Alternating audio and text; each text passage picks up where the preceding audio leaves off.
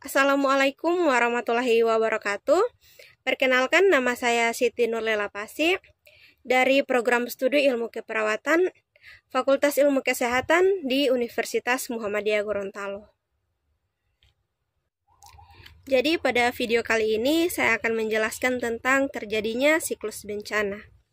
Apa itu siklus bencana? Siklus bencana adalah perputaran kejadian pada saat bencana melanda. Dalam menghadapi bencana, diperlukan sistem yang dapat meminimalisir jumlah korban bencana. Oleh karena itu, perlu adanya penanggulangan bencana dan siklus tanggap darurat bencana. Apa saja tahap-tahap dalam siklus bencana? Nah, dalam siklus bencana terjadi melalui 3 tahap, yaitu prabencana, saat bencana, dan pasca bencana. Prabencana meliputi pencegahan, mitigasi, dan kesiapsiagaan. Pencegahan ini adalah rangkaian kegiatan yang dilakukan sebagai upaya untuk menghilangkan dan mengurangi ancaman bencana.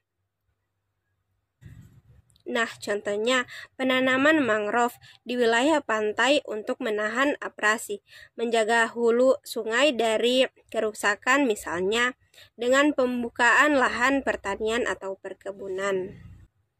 Mitigasi bencana adalah rangkaian upaya untuk mengurangi resiko bencana dan menanggapi ancaman bencana melalui pengembangan material, kesadaran, dan peningkatan kapasitas. Mitigasi dapat digolongkan menjadi mitigasi yang bersifat non-struktural yang berupa peraturan, penyuluhan, pendidikan, penguatan sistem kelembagaan seperti BMKG, BNPB, 8, dan bersifat struktural yang merupakan bangunan dan prasarana. Nah, selanjutnya kesiapsiagaan. Kesiapsiagaan yaitu rangkaian kegiatan yang dilakukan untuk memprediksi bencana melalui perorganisasian dan langkah-langkah yang tepat dan efektif seperti perencanaan siaga dan sistem peringatan dini. Nah, selanjutnya pada saat bencana. Saat bencana ini yang disebut dengan tanggap darurat bencana.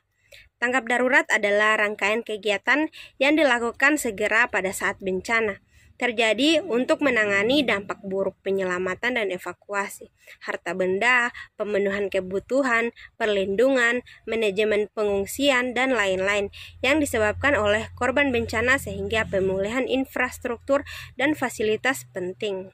Hal yang dilakukan pada tanggap darurat bencana yaitu yang pertama, pengkajian secara tepat terhadap lokasi kerusakan dan kerugian sumber daya. Yang kedua, penentuan status keadaan darurat bencana oleh pemerintah. Yang ketiga, penyelamatan dan evakuasi masyarakat terkena bencana.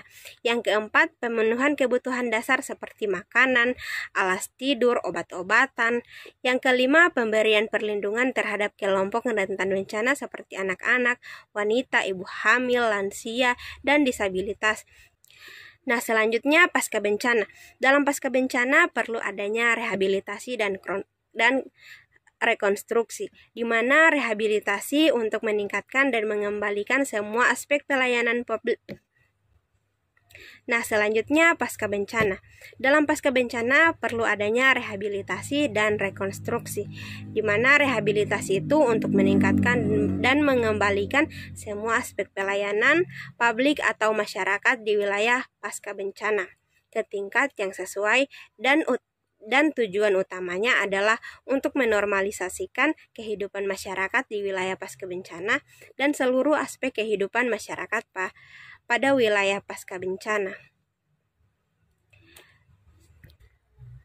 Nah, itulah siklus bencana yang saya sudah jelaskan tadi. Dan mengapa kita harus mempelajari siklus bencana? Karena siklus bencana ini penting untuk kita pelajari. Kita tidak tahu kapan dan di mana bencana itu datang, sehingga kita dianjurkan untuk lebih waspada dan bisa menyelamatkan diri kita sendiri, serta orang-orang terdekat di sekitar kita sewaktu bencana itu tiba.